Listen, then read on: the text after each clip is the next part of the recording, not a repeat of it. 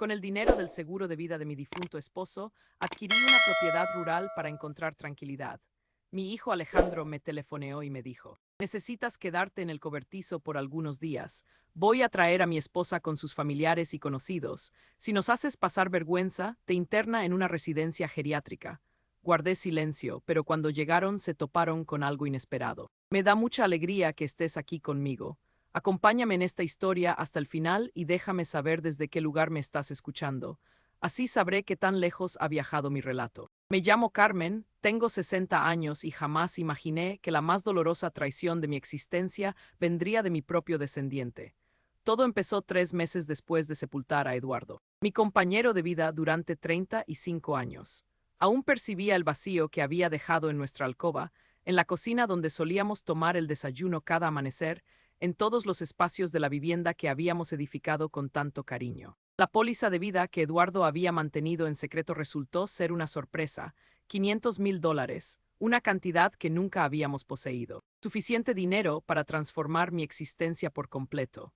Durante varias semanas el dinero permaneció sin tocar en la cuenta mientras yo lamentaba la partida del único hombre que me había querido verdaderamente. Eduardo siempre había anhelado una pequeña finca en el campo, un sitio donde pudiéramos criar algunos animales y cultivar nuestras propias verduras. Cuando me retire, Carmen, me susurraba mientras me acariciaba el cabello, compraremos esa finca y viviremos como corresponde, lejos del bullicio urbano.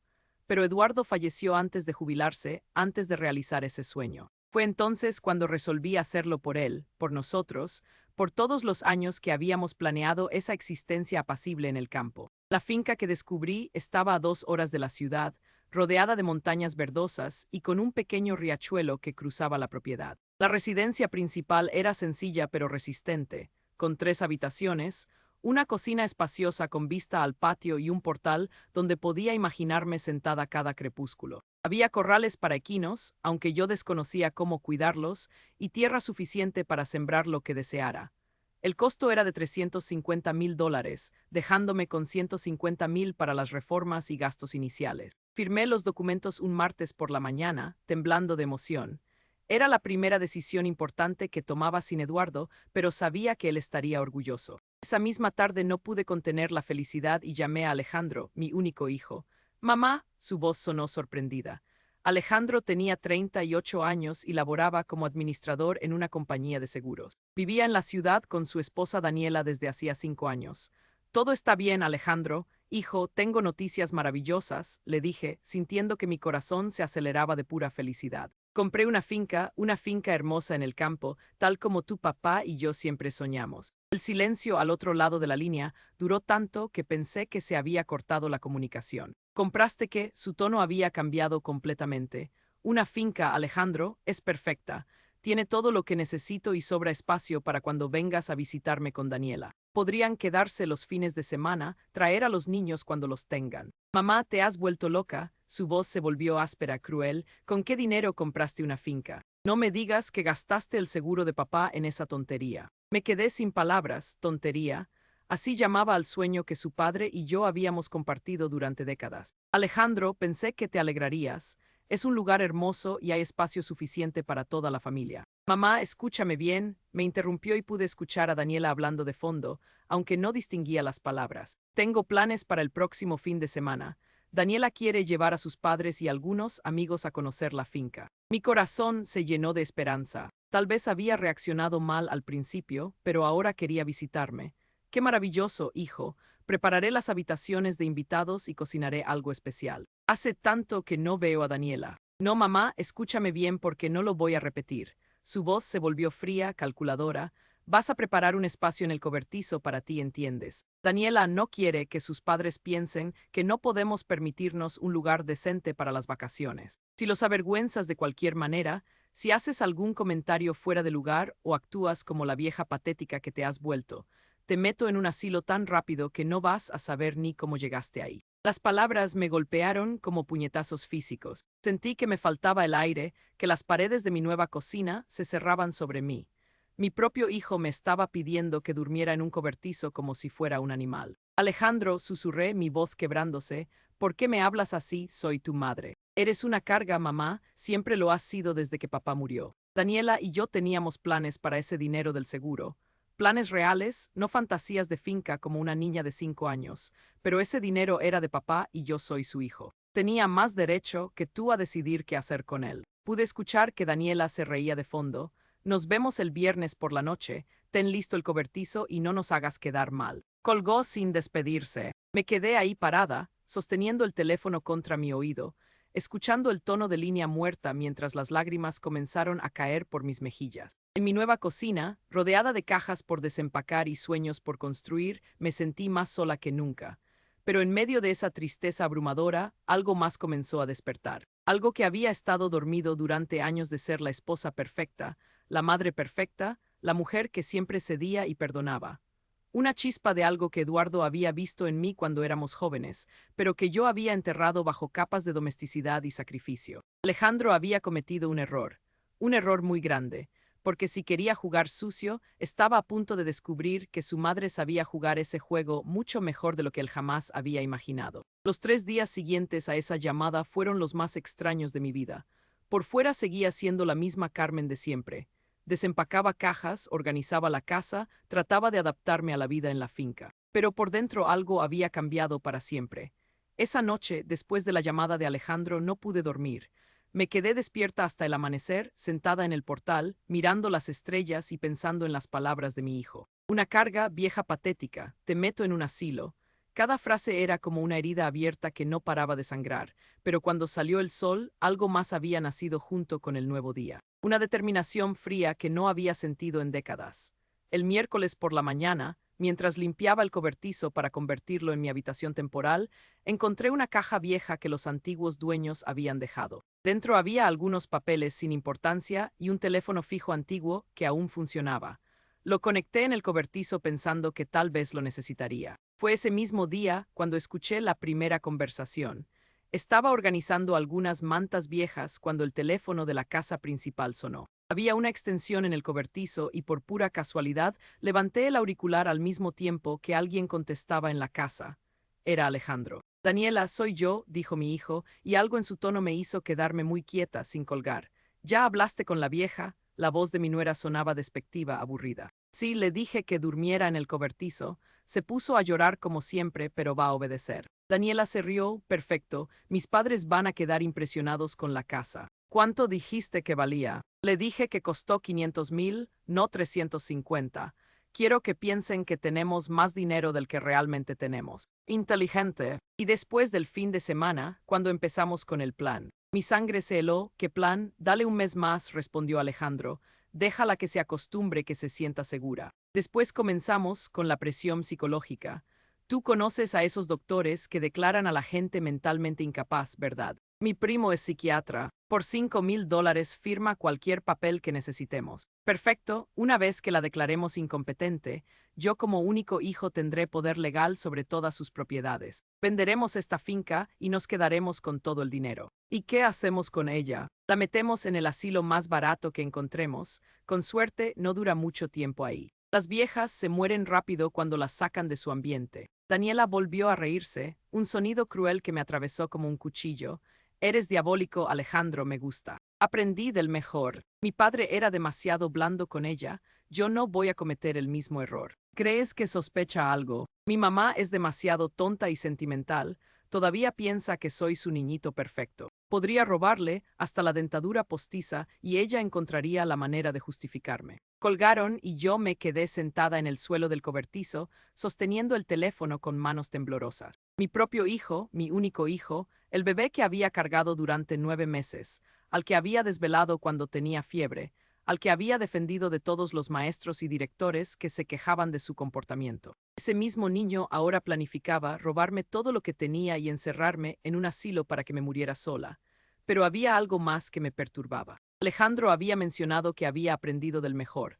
¿A qué se refería? Eduardo nunca había sido cruel conmigo. Nunca. Esa noche decidí revisar las cajas que aún no había desempacado. Eran principalmente papeles de Eduardo, documentos de trabajo, facturas viejas, fotos familiares. Pero en el fondo de una de las cajas encontré algo que me dejó sin aliento. Era una carpeta marcada Alejandro Confidencial con la letra de Eduardo. Dentro había cartas, correos electrónicos impresos y notas escritas a mano. Con el corazón latiendo cada vez más fuerte, comencé a leer. La primera carta era de Alejandro, fechada 3 años atrás. Papá, necesito que me prestes $10,000 urgentemente. Es una inversión segura, te lo devuelvo en 6 meses con intereses. Mamá no puede saberlo porque ya sabes cómo se pone con el dinero. La respuesta de Eduardo estaba escrita a mano en el margen. Alejandro, esta es la quinta vez que me pides dinero este año. ¿Qué está pasando realmente? Y no me digas que es para una inversión, porque las otras 4 veces dijiste lo mismo y nunca vi un centavo de regreso. Seguí leyendo. Había documentos que mostraban que Alejandro le había pedido dinero a Eduardo constantemente durante los últimos 5 años, siempre con diferentes excusas. Problemas en el trabajo, una emergencia médica de Daniela, inversiones que resultaron ser estafas, deudas de juego que había ocultado. En total, Eduardo le había prestado más de $80,000 que Alejandro nunca había devuelto. Pero lo que más me dolió fue encontrar una carta que Eduardo había escrito pero nunca enviado. Carmen, mi amor, si estás leyendo esto, significa que ya no estoy contigo. Hay cosas sobre Alejandro que nunca te conté porque no quería lastimarte. Nuestro hijo no es el hombre que creemos que es. Me ha mentido, me ha robado y me ha manipulado durante años. Pero lo peor de todo es que me ha amenazado. Me dijo que si alguna vez te decía la verdad sobre él, encontraría la manera de lastimarte. Por eso guardé silencio. Por eso permití que siguiera siendo tu niño perfecto. Pero temo por ti, Carmen. Temo lo que hará cuando yo ya no esté aquí para protegerte. Por favor, ten cuidado. No confíes en él y recuerda que siempre fuiste más fuerte de lo que creías. Las lágrimas empaparon el papel mientras leía las últimas líneas. Eduardo había sabido todo este tiempo quién era realmente Alejandro, pero había mantenido el secreto para protegerme. En ese momento escuché que un auto se estacionaba afuera. Alejandro y Daniela habían llegado un día antes de lo planeado. Me apresuré a guardar todos los documentos y corrí al cobertizo fingiendo que había estado durmiendo. A través de la pequeña ventana los vi entrar a la casa como si fuera suya, encendiendo luces, abriendo armarios, comentando sobre qué cambios harían cuando fuera oficialmente de ellos. Pero ya no era la misma mujer que había llorado en este mismo cobertizo 3 días atrás. Ahora tenía información, tenía pruebas, y tenía un plan que estaba comenzando a formarse en mi mente. Alejandro y Daniela habían venido a humillarme, a tratarme como una sirvienta en mi propia casa, a comenzar el proceso de destruir mi vida. Lo que no sabían era que su víctima perfecta había desaparecido para siempre. El viernes por la noche llegaron los padres de Daniela junto con 2 parejas de amigos. Desde mi ventana en el cobertizo los vi salir de un Mercedes negro, vestidos con ropa cara y comentando sobre lo pintoresco del lugar. Daniela los recibió en la puerta principal como si fuera la dueña de casa, mientras Alejandro cargaba las maletas con una sonrisa que yo conocía demasiado bien. La misma sonrisa falsa que había usado desde niño cuando quería algo. Me quedé en el cobertizo hasta que Alejandro vino a buscarme. Mamá, sal de ahí. Los padres de Daniela quieren que prepares la cena para 8 personas. Su tono era una mezcla de orden y desprecio. Y ponte algo decente, pareces una vagabunda. Llevaba la misma blusa azul que Eduardo me había regalado para nuestro último aniversario. Era una de mis favoritas, pero bajo la mirada crítica de Alejandro, de repente me sentí pequeña y desaliñada. Entré a la casa que había comprado con mi propio dinero y me dirigí a la cocina. Los huéspedes estaban en la sala bebiendo vino y riendo. Pude escuchar fragmentos de su conversación. Alejandro nos estaba contando sobre esta inversión tan inteligente, decía el padre de Daniela, un hombre corpulento con bigote gris. $500,000 por una propiedad que ya vale 700,000. Tiene buen ojo para los negocios. Daniela se rió, un sonido musical que había perfeccionado para estas ocasiones. Mi esposo es muy astuto, siempre encuentra las mejores oportunidades. Mentían descaradamente sobre el precio de la finca, inflándolo en más de $300,000. Pero yo me mantuve callada preparando pollo asado con vegetales mientras escuchaba cada palabra. ¿Y su madre? Preguntó una de las amigas de Daniela, vive aquí con ustedes. Hubo una pausa incómoda antes de que Alejandro respondiera. Mi madre es complicada, desde que murió mi padre no ha estado bien mentalmente.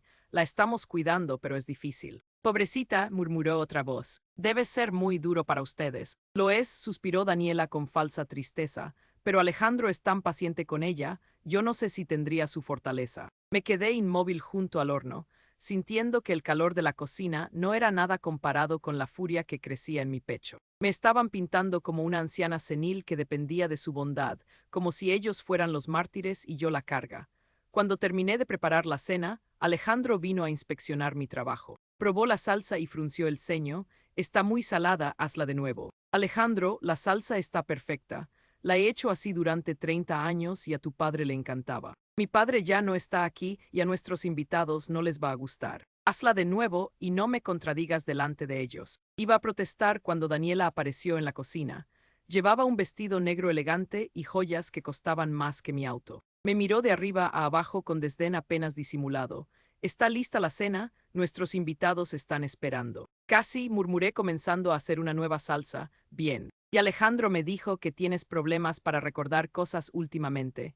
Su voz era dulce, pero sus ojos eran fríos como el hielo. Es cierto que ayer te olvidaste de apagar la estufa. Era mentira. Yo nunca me había olvidado de apagar nada, pero pude ver hacia dónde iba esta conversación. No me olvidé de nada, Daniela. Ella intercambió una mirada significativa con Alejandro. Bueno, todos envejecemos. Es natural que la mente comience a fallar. Mi mente está perfecta. Por supuesto, querida, su sonrisa era condescendiente. Por eso es tan importante que tengas quien te cuide. Durante la cena me trataron como a una sirvienta invisible. Yo servía los platos, llenaba las copas de vino y limpiaba lo que se derramaba mientras ellos hablaban como si yo no existiera. Pero cuando Alejandro comenzó a contar la historia de cómo había convencido a su madre de comprar la finca, no pude seguir callada. En realidad, dije, desde donde estaba recogiendo platos, yo decidí comprar la finca porque era el sueño que Eduardo y yo habíamos compartido durante décadas. El silencio en la mesa fue inmediato y tenso. Alejandro me fulminó con la mirada. Mamá, los adultos están hablando. Soy adulta, Alejandro, y esta es mi casa. Daniela se aclaró la garganta nerviosamente. Por supuesto que es su casa, señora Carmen. Alejandro solo quería decir que. Sé exactamente qué quería decir Alejandro. Mi voz era más firme de lo que había sido en días. Así como sé exactamente por qué están aquí. El padre de Daniela frunció el ceño, confundido. Perdón. Alejandro se levantó bruscamente de su silla. Mamá, creo que es hora de que te retires. Estás confundida. No estoy confundida para nada. Me dirigí directamente al padre de Daniela. Su yerno le dijo que esta finca costó 500,000, ¿verdad? El hombre asintió lentamente, claramente incómodo con la tensión que se había apoderado de la habitación. Interesante, porque yo tengo aquí los papeles de compra que muestran que pagué 350,000. Saqué los documentos de mi delantal y los puse sobre la mesa. ¿Por qué creen que Alejandro les mentiría sobre eso? Daniela palideció visiblemente. Señora Carmen, creo que está confundida sobre. También tengo aquí, continué sacando más papeles, documentos que muestran que Alejandro le pidió prestados más de 80,000 dólares a mi difunto esposo durante los últimos 5 años. Dinero que nunca devolvió. Mamá, cállate, gritó Alejandro, pero ya era demasiado tarde. Los invitados miraban los documentos con expresiones de shock y confusión. El ambiente festivo había desaparecido completamente. Y lo más interesante de todo, dije, mi voz ahora completamente calmada y controlada, es que ayer escuché una conversación telefónica muy reveladora entre Alejandro y Daniela sobre sus planes para declararme mentalmente incompetente y vender mi propiedad. El silencio que siguió fue ensordecedor. Podía escuchar el tic-tac del reloj de la cocina y la respiración agitada de Alejandro.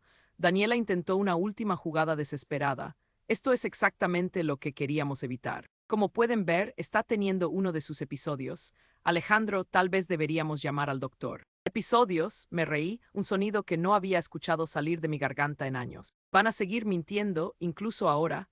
Saqué mi teléfono, el mismo que había usado para grabar la conversación que habían tenido esa misma tarde, planeando los detalles de su esquema. Quieren escuchar exactamente lo que dijeron sobre mí hace 3 horas. Alejandro se abalanzó hacia mí tratando de quitarme el teléfono, pero yo ya había presionado play. Su propia voz llenó el comedor, clara y cruel.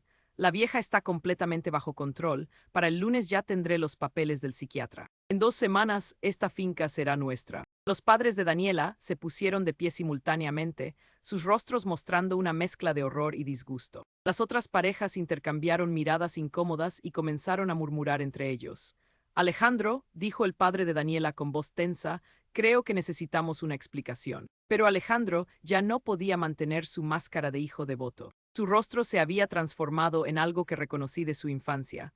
La expresión de un niño atrapado en una mentira, dispuesto a hacer cualquier cosa para salirse con la suya. Ella no tiene derecho a nada, explotó finalmente. Ese dinero debería haber sido mío, soy su único hijo. Y ahí estaba, La verdad que había estado ocultando detrás de sonrisas falsas y preocupación fingida. La verdad que Eduardo había visto, pero nunca me había dicho. Mi hijo no me amaba, nunca me había amado, solo había visto en mí una fuente de dinero. Y cuando esa fuente se agotara, un obstáculo que eliminar.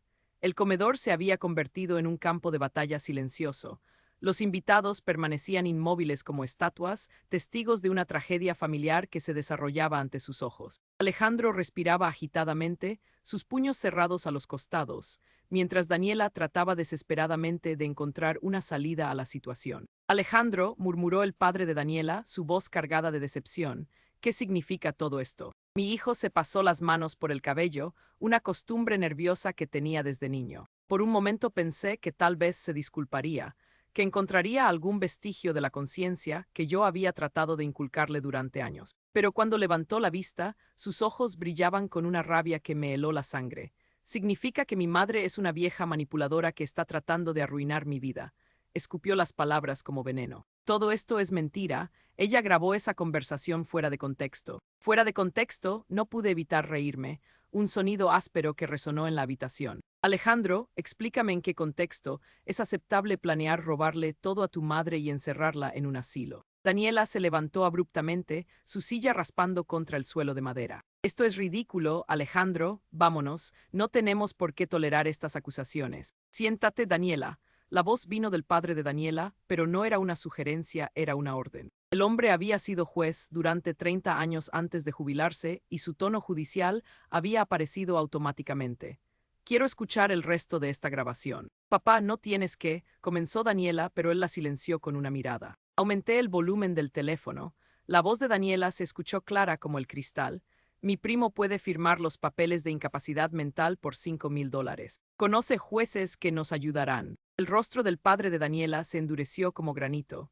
Su esposa, una mujer elegante que no había dicho palabra en toda la noche, se llevó una mano al pecho. ¿Tu primo, el psiquiatra?, preguntó lentamente, el que nos presentaste el año pasado. Daniela había perdido todo el color de su rostro. Papá, ¿puedo explicarlo? No, su voz cortó el aire como un látigo, no hay explicación para esto. Pero Alejandro no iba a rendirse sin pelear. Se acercó a mí con pasos amenazantes y por primera vez en mi vida sentí miedo real de mi propio hijo.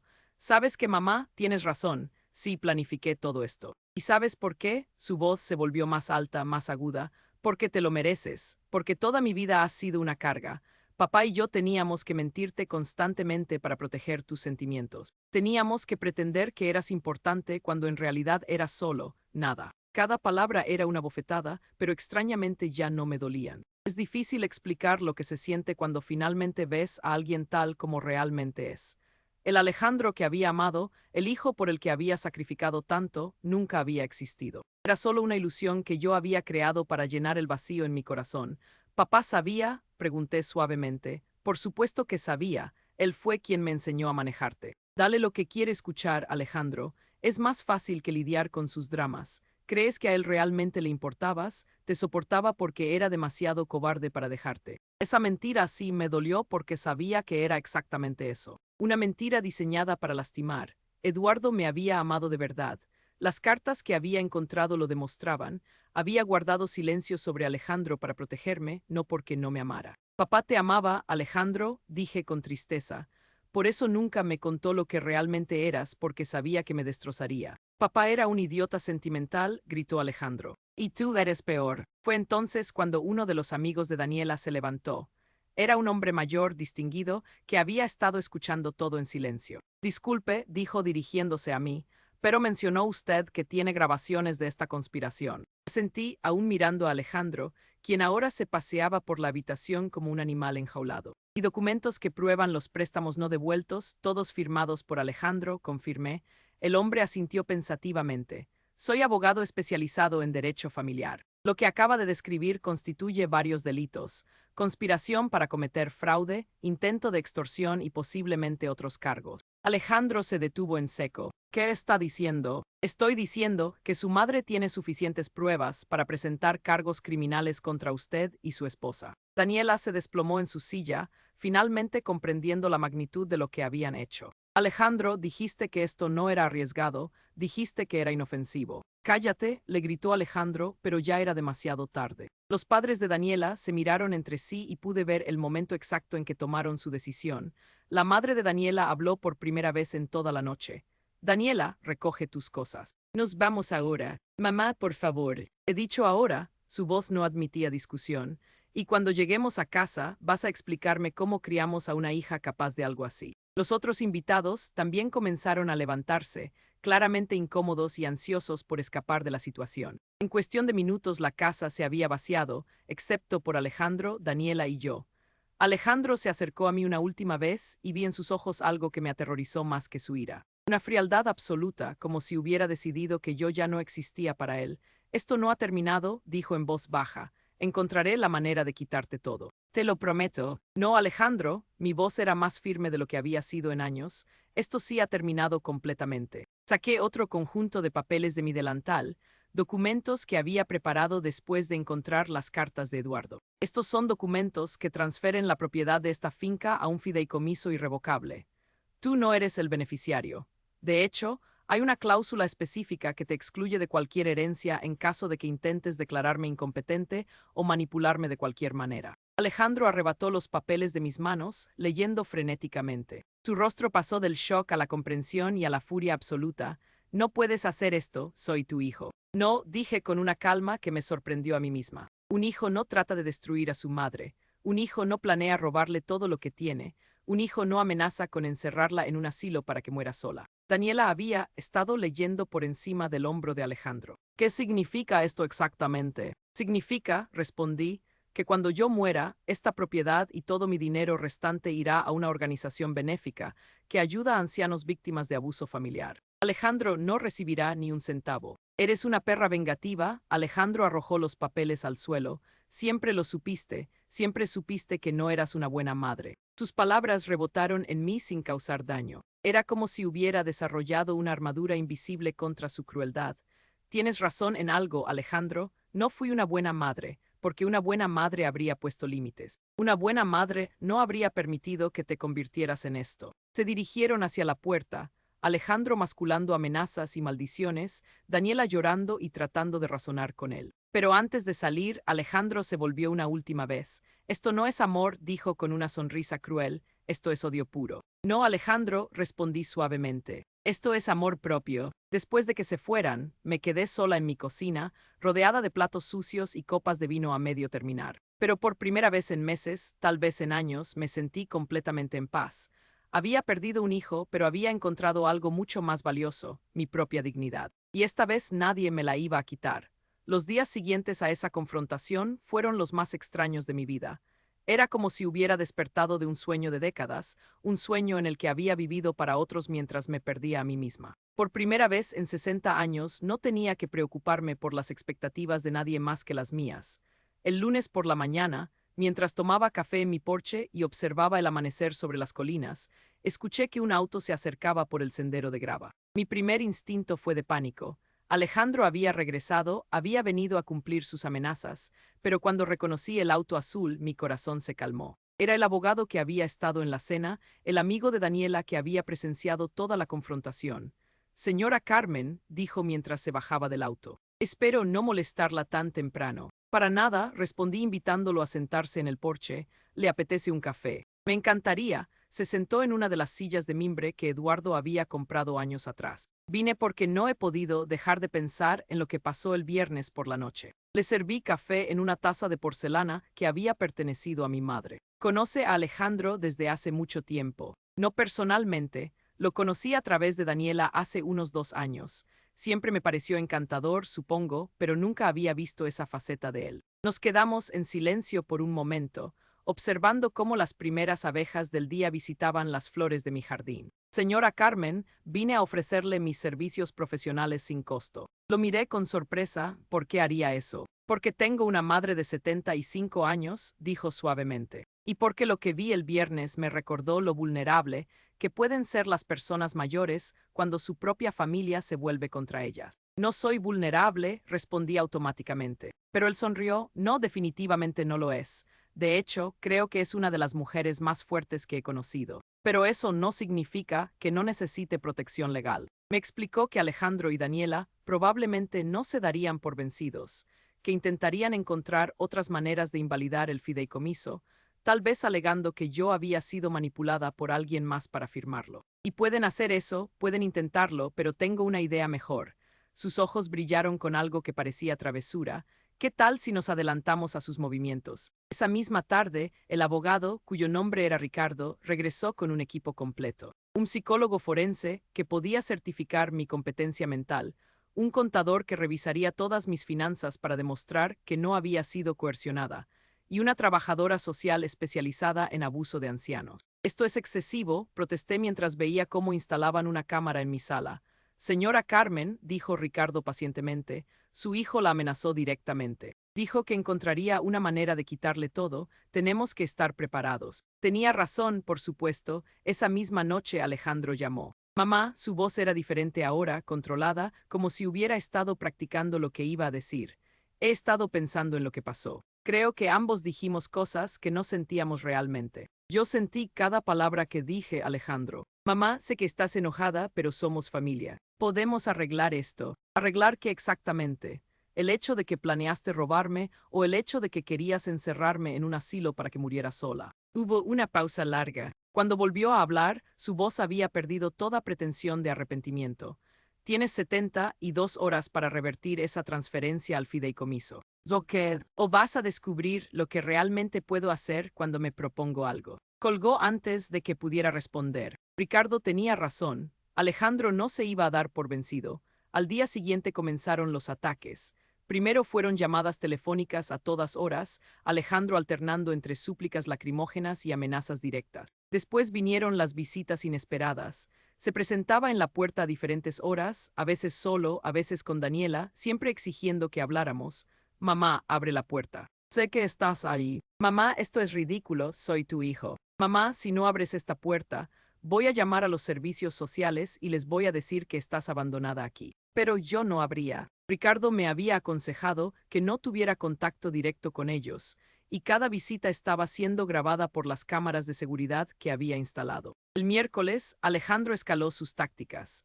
Llegó con un hombre que se presentó como doctor y que gritó a través de la puerta que tenía una orden judicial para evaluar mi estado mental. Señora Carmen, gritó el supuesto doctor, su hijo está preocupado por su bienestar, solo queremos asegurarnos de que esté bien. Llamé a Ricardo inmediatamente. No hay ninguna orden judicial, me aseguró después de hacer algunas llamadas. Ese hombre ni siquiera es doctor, es un actor que Alejandro contrató. El jueves por la noche, Alejandro trajo refuerzos. Llegó con Daniela, los padres de ella y dos hombres que no reconocí. Esta vez no se fueron cuando no les abrí la puerta. Mamá, gritó Alejandro. Estos señores son del Departamento de Servicios para Adultos Mayores. Vinieron porque estamos preocupados por ti. Observé desde la ventana de mi dormitorio. Los funcionarios llevaban trajes baratos y uno de ellos fumaba un cigarrillo. Funcionarios reales nunca se habrían comportado así. Ricardo, susurré por teléfono, están aquí otra vez. Esta vez trajeron gente que dice ser del gobierno. Estoy en camino, no salgas bajo ninguna circunstancia. Pero Alejandro había perdido la paciencia. Escuché un ruido fuerte, como si alguien hubiera golpeado la puerta trasera. Después el sonido inconfundible de vidrio rompiéndose. Habían roto la ventana de la cocina. Mamá, la voz de Alejandro venía desde adentro de la casa. Ahora sal de donde estés, solo queremos ayudarte. Me escondí en el closet de mi dormitorio, mi corazón latiendo tan fuerte que pensé que podrían oírlo. Escuchaba sus pasos por la casa, abriendo puertas, gritando mi nombre. Sabemos que estás aquí, mamá, tu auto está afuera. Después escuché la voz de Daniela. Alejandro, esto está mal. Estamos cometiendo allanamiento de morada. Cállate, es mi madre y esta es la casa que debería ser mía. Los pasos se acercaban a mi dormitorio. Estaba segura de que me encontrarían cuando escuché las sirenas. Ricardo había llamado a la policía. Policía, salgan todos con las manos en alto. Escuché gritos, pasos corriendo, puertas azotándose. Después, silencio. Cuando finalmente salí del closet, encontré a Ricardo esperándome en la sala, rodeado de oficiales de policía. ¿Está bien?, me preguntó, revisándome en busca de heridas. Estoy bien. ¿Qué pasó con Alejandro? Arrestado, allanamiento de morada, daño a la propiedad, acoso, Daniela también. Me senté pesadamente en mi sofá, temblando por la adrenalina. ¿Cómo supiste que vinieran? Las cámaras están conectadas a mi teléfono. Vi todo lo que pasó. Me mostró su celular donde podía ver la grabación de Alejandro rompiendo la ventana. Esto, más todas las grabaciones de las amenazas telefónicas, debería ser suficiente para conseguir una orden de restricción permanente. Esa noche, sola en mi casa, con ventanas reparadas temporalmente y cerraduras nuevas, me di cuenta de algo. Alejandro había cruzado una línea de la que no había regreso. Ya no era solo codicia o manipulación, era violencia real. Mi hijo se había convertido en una amenaza física para mí. Pero extrañamente no sentía miedo. Sentía algo que no había experimentado en décadas: poder. El poder de decidir mi propio destino, de protegerme a mí misma, de decir no y hacer que se respetara. Alejandro había venido a quitarme todo lo que tenía. En su lugar me había dado algo que no sabía que había perdido, mi propia fuerza, y esta vez nadie me la iba a quitar. 6 meses después del arresto de Alejandro, me desperté en mi finca, como lo había hecho cada mañana desde entonces, en completa paz. El sol se filtraba a través de las cortinas nuevas que había comprado, cortinas alegres con flores amarillas que Eduardo habría adorado. Ya no vivía en una casa llena de recuerdos dolorosos, ahora vivía en un hogar que era completamente mío. La orden de restricción se había hecho permanente después del juicio. Alejandro había sido condenado a 1 año de libertad condicional por allanamiento de morada y acoso. Daniela, sorprendentemente, había cooperado con las autoridades a cambio de una sentencia reducida. Durante el proceso legal, había revelado más detalles sobre los planes de Alejandro, incluyendo su intención de drogarme para que pareciera que tenía demencia. Nunca pensé que llegaría tan lejos, había testimoniado Daniela entre lágrimas. Al principio solo era hablar de dinero, pero después se obsesionó. Decía que usted le había robado su herencia. Los padres de Daniela se habían divorciado de la situación completamente. El padre, el ex juez, había venido a disculparse personalmente. Criamos a nuestra hija para ser mejor que esto, me había dicho, sentado en el mismo porche donde todo había comenzado. No tengo excusa para su comportamiento. Usted no es responsable de las elecciones de Daniela, le había respondido, igual que yo no soy responsable de las de Alejandro. Había sido una conversación sanadora para ambos. Esta mañana, en particular, era especial. Era el primer aniversario de la compra de la finca y había decidido celebrarlo de una manera que Eduardo habría aprobado. Ricardo llegó temprano, como había prometido. En los últimos meses se había convertido no solo en mi abogado, sino en un amigo genuino. Traía con él a una mujer llamada Isabel, directora de una organización que ayudaba a víctimas de abuso familiar. Carmen, dijo Isabel mientras observaba mi propiedad. Esto es perfecto. Durante los meses de recuperación emocional, había estado pensando en qué hacer con el resto de mi vida. Tenía 60 años, buena salud y más dinero del que necesitaba para vivir cómodamente. Pero más importante, tenía experiencia en algo que nadie quiere tener. Sabía lo que era ser traicionada por la propia familia. ¿Están seguras de que esto funcionará?, pregunté mientras caminábamos hacia los establos que había convertido en pequeñas cabañas. Funcionará, me aseguró Isabel. Hay muchas mujeres mayores en situaciones similares a la que usted vivió, mujeres que necesitan un lugar seguro para reconstruir sus vidas. Había decidido convertir mi finca en un refugio temporal para mujeres de la tercera edad que habían sido víctimas de abuso o abandono familiar. No era una gran institución ni una organización compleja. Era simplemente un lugar donde mujeres como yo podían encontrar paz, seguridad y tiempo para sanar. Las primeras 3 residentes llegaron esa tarde. Esperanza tenía 68 años y había sido echada de su casa por su hijo después de que él se casó. Mi nuera dijo que yo era una carga, me contó mientras le mostraba su cabaña. 40 años viviendo en esa casa y me echaron como a un perro. Luz, de 72 años, había sido víctima de abuso financiero por parte de sus nietos. Usaron mi tarjeta de crédito para comprar un auto, me explicó.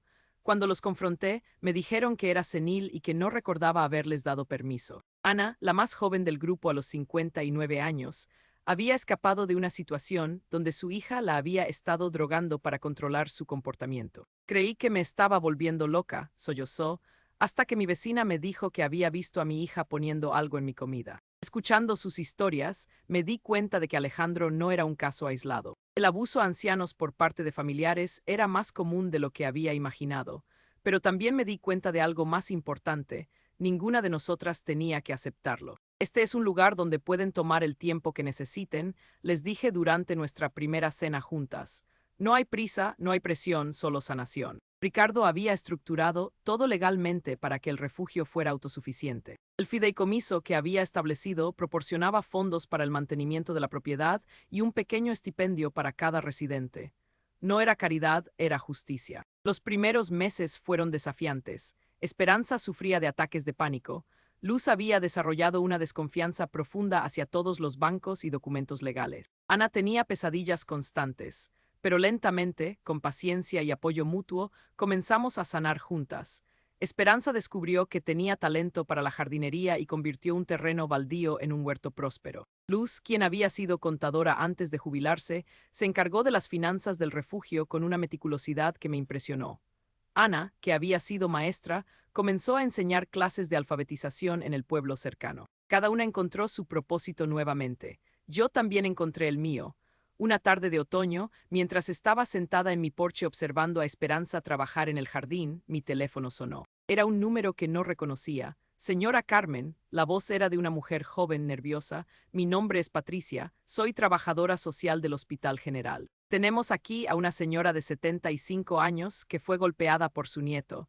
Nos dieron su número como un posible refugio. Por supuesto, respondí inmediatamente. ¿Cuándo puede traerla? Esta tarde, no tiene a dónde ir y el nieto sigue amenazándola. Estaremos esperándola. Esa noche, mientras ayudaba a la nueva residente, una mujer frágil llamada Dolores, a instalarse en su cabaña, pensé en el camino que había recorrido. Un año atrás, yo era una mujer de 60 años que había perdido a su esposo y que creía que su único propósito era ser una buena madre para un hijo que no la amaba. Ahora era la directora de un refugio que había ayudado a 8 mujeres a reconstruir sus vidas. Era una mujer que se levantaba cada mañana con un propósito claro. Era alguien que había encontrado fuerza en lugares que nunca pensó que existían. 3 semanas después, Ricardo llegó con noticias. Alejandro quiere verla, me dijo mientras tomábamos café en la cocina. ¿Para qué? Dice que quiere disculparse. Su oficial de libertad condicional dice que ha estado asistiendo a terapia y que parece genuinamente arrepentido. Consideré la posibilidad por un momento. Una parte de mí, la parte que había sido madre durante 38 años, sintió un destello de esperanza.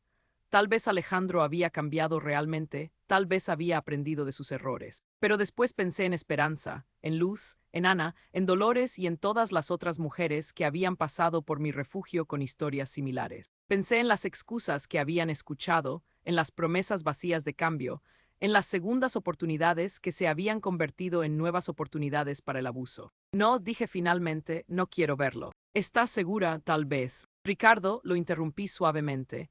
He aprendido que el perdón no requiere reconectarse con quien te lastimó. He perdonado a Alejandro en mi corazón, pero eso no significa que deba permitirle volver a entrar en mi vida. Él asintió entendiendo, quiere que le transmita algún mensaje. Así, dígale que espero que encuentre paz y sanación, pero que la encontrará sin mí. Esa noche me senté en mi porche como hacía cada atardecer, observando las luces que se encendían en las cabañas donde mis residentes preparaban sus cenas, leían libros o simplemente disfrutaban del silencio que viene con la seguridad. Mi teléfono vibró con un mensaje de texto de Luz.